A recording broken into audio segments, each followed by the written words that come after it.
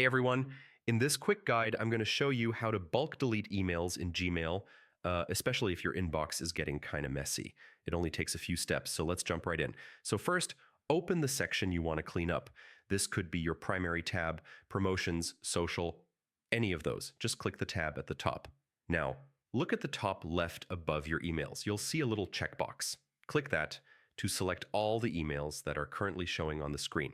Right after you click it, Gmail shows a small message at the top that says something like, select all conversations in this folder. Go ahead and click that link. This is the step that lets you delete everything at once, not just the first 50 emails. Once everything is selected, look for the trash can icon at the top. Click it, and Gmail will move all those emails to the trash. It may take a moment if you have thousands of messages, but it'll go through. And if you want to clear the space right away, you can empty your trash too. Just open the trash folder on the left, then click Empty Trash Now. I mean, this part's optional, but it frees up storage instantly.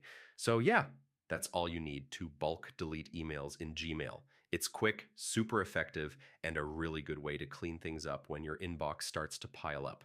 Thanks for watching, and I'll see you in the next one.